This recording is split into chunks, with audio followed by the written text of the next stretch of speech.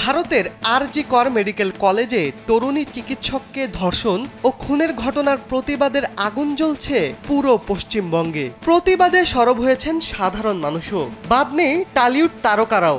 এবার বিষয়টি নিয়ে মুখ খুলেছেন পরিচালক ও অভিনেত্রী অপর্ণা সেন। আরজি কর সরকারি হাসপাতালে ওই চিকিৎসকের মৃত্যু রাতের ঘুম কেড়ে নিয়েছে অপর্ণার। ক্ষোভ উগরে দিয়েছেন তিনি। নারীর সুরক্ষার দাবি জানিয়েছেন সরকারের কাছে। পুলিশের ভূমিকা নিয়ে প্রশ্ন তুলেছেন অপর্ণা। পুলিশের বিরুদ্ধেও তদন্ত চেয়েছেন এই অভিনেত্রী। একটি ইউটিউব চ্যানেলে অপর্ণা সেন বলেছেন, যে নৃশংস ধর্ষণ ও হত্যার ঘটনা ঘটল তা দেখে শুনে স্তব্ধ হয়ে যেতে হয়।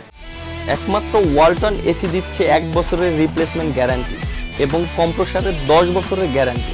এরপর সত্যি আর কিছুই বলার থাকে না, কিন্তু তারপরও অনেক কিছু বলার থেকে যায়। অন্যান্য নাগরিকদের মতো আমারও প্রশ্ন, কেন নারীদের এরকম অরক্ষিতভাবে কাজ করে যেতে হবে সর্বত্র?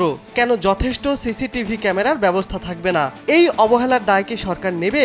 সরকারকেই নিতে হবে, কেননা সরকারি হাসপাতালে ঘটনাটি ঘটেছে। অভিনেত্রী আরও বলেন, ছাত্রছাত্রীদের দাবির সঙ্গে আমি সর্বতোভাবে একমত, তাদের সম্পূর্ণ সমর্থন করছি। সরকার যেন অবিলম্বে এই ঘটনার নিরপেক্ষ তদন্ত করেন এবং দোষীকে দৃষ্টান্তমূলক কঠিন শাস্তি দিক। সেই সঙ্গে আরও একটা তদন্ত হওয়া উচিত, যেটা অতনু ভট্ট তার ফেসবুকে লিখেছেন। তার সঙ্গে আমি একমত পোষণ করে বলছি যে পুলিশের ভূমিকা নিয়েও একটা তদন্ত হওয়া প্রয়োজন। অপর্ণা প্রশ্ন করেন, মৃত নারীকে ওরকম রক্তাক্ত অবস্থায় পেয়েও প্রথমে পুলিশ কেন বলল সেটা আত্মহত্যার ঘটনা? কিসের ভিত্তিতে এই ঘোষণা সেটা জানার অধিকার আমাদের আছে।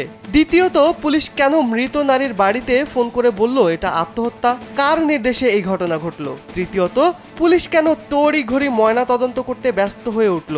যে হাসপাতালে ঘটনাটি ঘটল সেই হাসপাতালেই কেন ময়না তদন্তের প্রস্তাব উঠল? এরকম অনেক প্রশ্ন আমাদের ভাবাচ্ছে। নাগরিক হিসেবে এই প্রশ্নের উত্তর জানার অধিকার আমাদের আছে। পরিশেষে অপর্ণা সরকারের কাছে এই ঘটনার তদন্ত দাবি করেন। তিনি চান পুলিশের ভূমিকার তদন্ত হোক, মেয়েদের সুরক্ষার ব্যবস্থা হোক যুদ্ধকালীন তৎপরতায়। শিবলি আহমেদ, কালবেলা।